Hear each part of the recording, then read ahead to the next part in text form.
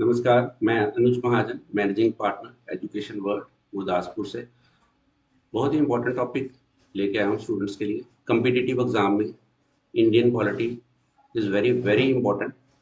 ये यूपीएससी में भी पूछा जाता है इसका बार, ये पीसीएस के एग्ज़ाम में भी आएगा, ये पंजाब गवर्नमेंट टेस्ट और सेंट्रल गवर्नमेंट टेस्ट में भी पूछा जाता है। टेट के एग्ज़ाम में जो सोशल स्टडी वाले स्टूडेंट्स हैं उनका भी इम्पोर्टेंट पार्ट है इंडियन पॉलिटी, सिविक्स भी बोलते हैं इसको।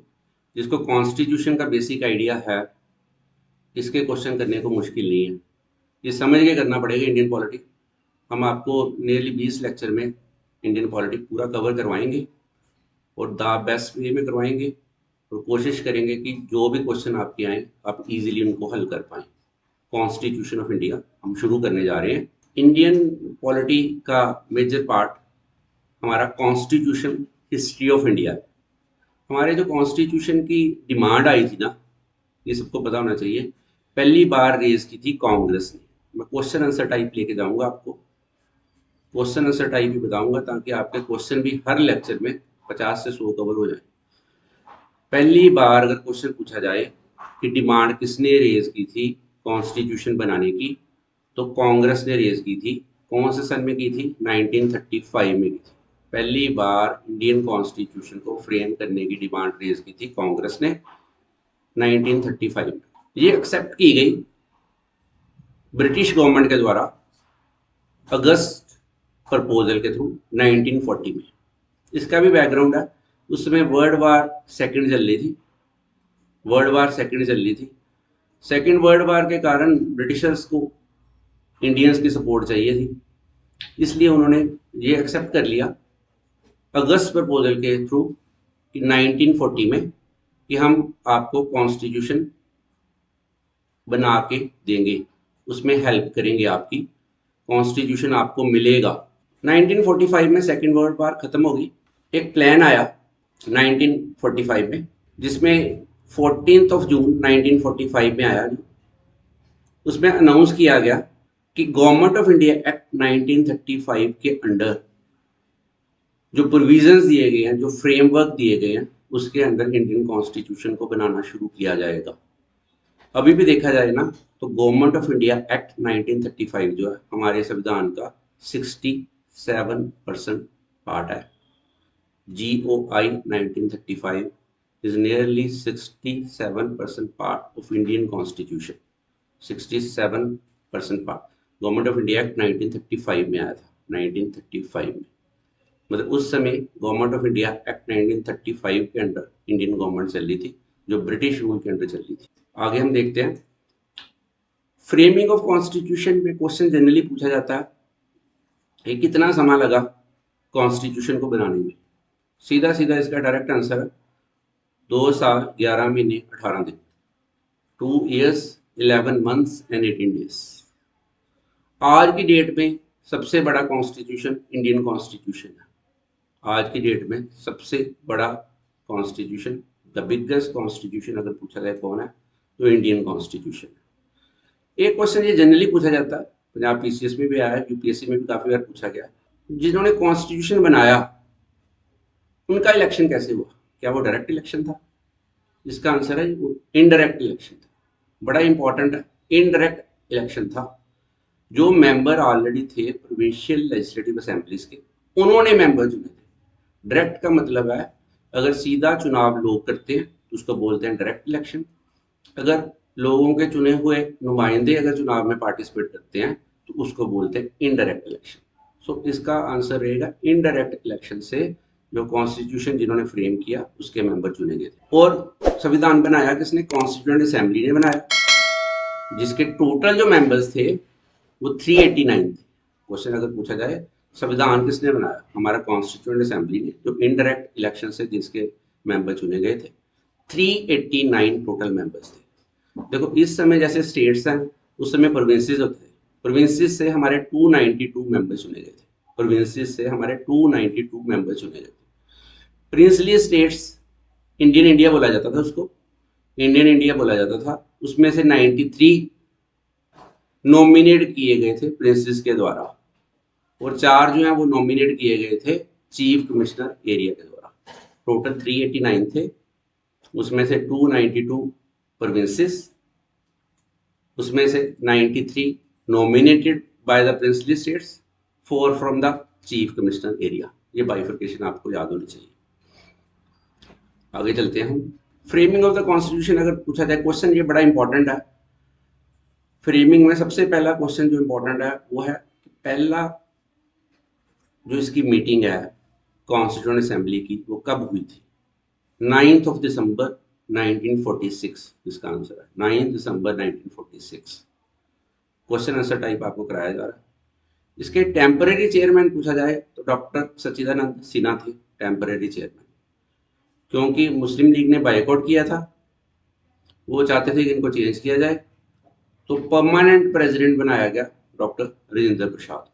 हमारी कॉन्स्टिट्यूएंट असेंबली का अगर क्वेश्चन पूछा जाए परमानेंट प्रेसिडेंट कौन थे या प्रेसिडेंट कौन थे, डॉक्टर राजेंद्र प्रसाद थे।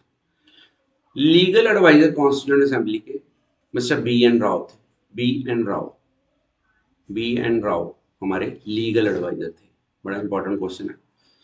फ्रेमिंग ऑफ कॉन्स्टिट्यूशन में आगे हम देखते हैं। अगर क्वेश्चन पूछा जाए वाइस प्रेसिडेंट कौन था कॉन्स्टिट्यूएंट असेंबली का, तो Harinder Kumar Mukherjee was vice president of our constituent assembly. Constituent assembly में आपको बता चुका हूँ, कॉन्स्टिट्यूएंट असेंबली का मतलब है जिसने हमारा संविधान बनाया। कॉन्स्टिट्यूएंट असेंबली के ड्राफ्टिंग कमेटी के चेयरमैन, बड़ा इंपॉर्टेंट क्वेश्चन है, ये डॉक्टर बी आर अम्बेडकर थे।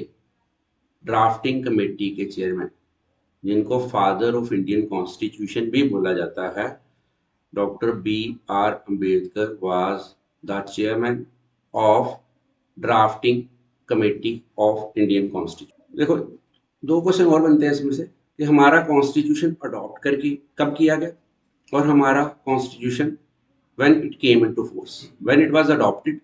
इसका क्लियर कट इसका आंसर ये है 26 नवंबर 1949 को ये अडॉप्ट कर लिया गया, मान लिया गया ये हमारा कॉन्स्टिट्यूशन।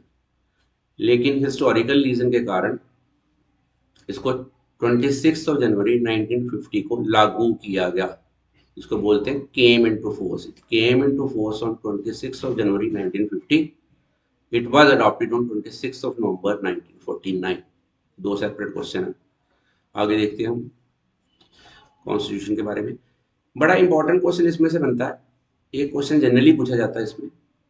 हमारे कॉन्स्टिट्यूशन को जनरली बोला जाता है ये बोरोड बैग है, लेकिन हमारे जो कॉन्स्टिट्यूशन के निर्माता थे उन्होंने बेस्ट कॉन्स्टिट्यूशन मंगवाए, उसमें से देखा कि कौन कौन से प्रोविजन द बेस्ट हैं वर्ल्ड ओवर से, जो बेस्ट कॉन्स्टिट्यूशन थे। उसमें ये क्वेश्चन पूछा जाता है कि कौन से कंट्री से कौन सा सिस्टम हमने लिया है। जैसे यूके, जिसको जनरली इंग्लैंड में बोल देते हैं, यूके यूनाइटेड किंगडम, उससे हमने जो मेजर जो पॉइंट्स हैं दो हैं। पार्लियामेंट्री सिस्टम, हमारा इस समय का जो पार्लियामेंट्री सिस्टम है, जैसे लोकसभा राज्यसभा है, वहाँ पे भी House of Commons House of Lords है। हाउस ऑफ कॉमन्स लोकसभा के इक्वलेंट रहता है और हाउस ऑफ लॉर्ड्स जो है वो राज्यसभा के इक्वलेंट रहता है। पार्लियामेंट्री सिस्टम हमने यूके से लिया है। बाई कैमरल पार्लियामेंट का मतलब है कि दो हाउसेज हैं, there are two houses, one is Lok Sabha and one is Rajya Sabha. Lok Sabha को बोला जाता है लोअर हाउस, लोकसभा को बोला जाता है लोअर हाउस, और राज्यसभा को बोला जाता है अपर हाउस। राज्यसभा को बोला जाता है अपर हाउस। यूएसए, अमेरिका से हमने क्या क्या लिया, रिटन कॉन्स्टिट्यूशन हमने अमेरिका से लिया। देखो रिटन कॉन्स्टिट्यूशन और फंडामेंटल राइट्स दोनों बड़े इंपॉर्टेंट पॉइंट्स हैं। रिटन कॉन्स्टिट्यूशन का मतलब ये नहीं है कि जैसे यूके के कॉन्स्टिट्यूशन को बोला जाता है वो अनरिटन कॉन्स्टिट्यूशन, जनरली रिटन नहीं माना जाता, पर ये नहीं है कि वो लिखा नहीं गया, लिखा गया लेकिन उसको पॉइंट वाइज मेंशन नहीं किया गया। जब कोई नई प्रोविजन है उसको साथ में जोड़ दिया जाता है। रिटन के मतलब जैसे हमारा कॉन्स्टिट्यूशन है, नंबरिंग है उसमें आर्टिकल की 1 से लेके 395 तक, चाहे आज की डेट में 448 आर्टिकल्स हैं, जैसे नंबरिंग है उसमें 1 से लेके 22 पार्ट्स की, वैसे आज की डेट में 25 पार्ट्स हैं। तो उस तरह हमारा जो संविधान है वो प्रॉपर वे में नंबरिंग किया गया कि फर्स्ट पार्ट ये है, सेकंड पार्ट ये है, थर्ड पार्ट ये है, प्रॉपरली नंबर्ड है, उसको बोलते हैं रिटन कॉन्स्टिट्यूशन। वो हमने फॉलो किया अमेरिका को। फंडामेंटल राइट्स अमेरिका में होते हैं bills of right, bill of rights. Bill of rights जो होते हैं वो फंडामेंटल राइट हमने वहीं से फॉलो किया।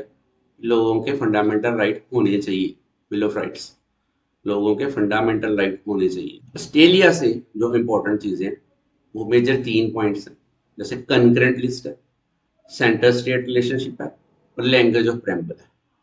देखो कंकरेंट लिस्ट 3 तरह की लिस्टें रहती हैं, एक यूनियन लिस्ट है, एक स्टेट लिस्ट है, एक कंकरेंट लिस्ट है। यूनियन लिस्ट है, स्टेट लिस्ट है, कंकरेंट लिस्ट है। यूनियन लिस्ट पे ना सेंट्रल गवर्नमेंट कानून बना सकती है, यूनियन गवर्नमेंट कानून बना सकती है। स्टेट लिस्ट पे स्टेट गवर्नमेंट कानून बना सकती है और कंकरेंट पे दोनों बना सकती है, बोथ। लेकिन ये है कि कंकरेंट में अगर कोई कंफ्यूजन क्रिएट होता है सेंटर और स्टेट गवर्नमेंट में, तो the law being made by the union government will prevail. जो भी कानून बनाया जाएगा यूनियन गवर्नमेंट की ओर से वही लागू किया जाएगा। सेंटर स्टेट रिलेशनशिप हमने ऑस्ट्रेलिया से लिया। हमारा जो फेडरल स्ट्रक्चर है वो हमने अमेरिका वाला फॉलो नहीं किया। सेंटर स्टेट रिलेशन में मीन्स हमारे यहाँ पे सेंटर स्ट्रॉन्ग है स्टेट्स के मुताबिक, सेंटर जो है वो स्ट्रॉन्ग है। देखो थोड़ा अंतर रहा, जो स्टेट्स ने मिलकर अमेरिका को बनाया था, लेकिन इंडिया की आज़ादी के बाद हमारी स्टेट्स बनी है, इसलिए हमारा सेंटर स्ट्रॉन्ग है विज़ स्टेट्स। देखो थर्ड जो पॉइंट है ये भी बड़ा इंपॉर्टेंट है, लैंग्वेज ऑफ प्रेम्बल। अगर क्वेश्चन आए तो पूछा जाए तो वो उसका आंसर है ऑस्ट्रेलिया से लिया लैंग्वेज ऑफ प्रेम्बल। अगर सीधा सीधा क्वेश्चन आए प्रेम्बल कहाँ से लिया, वो अमेरिका से लिया। अगर प्रेम्बल अगर पूछा जाए तो we have taken the preamble from America, ये थॉट हमें आया अमेरिका से। लेकिन अगर लैंग्वेज ऑफ प्रेम्बल जो लिखा गया हमारे, we the people of India having solemnly resolved to constitute India into a sovereign socialist secular democratic republic, ये पूरी की पूरी लैंग्वेज जो है ये हमने ली है ऑस्ट्रेलिया से। आगे चलते हैं कॉन्स्टिट्यूशन में। बॉर्डर फीचर में आगे देखा जाए तो कंट्री यूएसएसआर, इसको आज की डेट में रशिया के, पूरा नाम इसका उस समय Union of Soviet Socialist Republic था, Union of Soviet Socialist Republic था। अर्ली 90s में छोटे छोटे टुकड़ों में बढ़ गया था, लेकिन सबसे बड़ा जो कंट्री रहा वो रशिया है। वहां से हमने लिया जी फंडामेंटल ड्यूटीज। एक चीज नोट कर लें कि फंडामेंटल ड्यूटीज हमारी कॉन्स्टिट्यूशन में पहले नहीं थी। जब हमारा कॉन्स्टिट्यूशन बनके तैयार हुआ 26 नवंबर 1949 को, यहाँ जब ये लागू किया गया 26 जनवरी 1950 को, ये तब नहीं थी। फंडामेंटल ड्यूटीज हमारी ऐड की गई हैं 42nd अमेंडमेंट से 1976 में। फंडामेंटल ड्यूटीज आज की डेट में 11 ड्यूटीज है, तब 10 ऐड की गई थी। इसके डिटेल जानकारी जब फंडामेंटल ड्यूटीज आएगी तब हम करेंगे। 5 ईयर प्लान, प्लानिंग का सिस्टम जो हमने लिया 5 ईयर प्लान, वो हमने यूएसएसआर यानी आज की रशिया से लिया। प्लानिंग, जिससे हमने प्लानिंग कमीशन बनाया, जिसको आज की डेट में नीति का नाम दिया गया, इसको भी डिटेल में हम करेंगे। जर्मनी बड़ा इंपॉर्टेंट पार्ट है, ये कंट्री से हमने जो लिया है एमरजेंसी प्रोविजन। एमरजेंसी हमारे देश में कैसे लगनी है, एक रहती है नेशनल इमरजेंसी आर्टिकल 352 के अंडर, नेशनल इमरजेंसी आर्टिकल 352 के अंडर। एक रहती है प्रेसिडेंट रूल आर्टिकल 356 के अंडर, प्रेसिडेंट रूल 356। और एक रहती है फाइनेंशियल इमरजेंसी आर्टिकल 360 के अंदर। याद रखने के लिए 352 है, 4 ऐड करते जाओ, 352 + 4 will give you 356, 356 + 4 will give you 360। ये भी डिटेल में करेंगे, इसमें से क्वेश्चन पूछा जाता है कि इमरजेंसी कितनी तरह की है। पर आज का जो हमारा टॉपिक है वो है कि इमरजेंसी प्रोविजन हमने लिए कहाँ से, हमने जर्मनी से लिए। इमरजेंसी का मतलब कोई इमरजेंट सिचुएशन आए तब इमरजेंसी लगाने की जरूरत पड़ती है।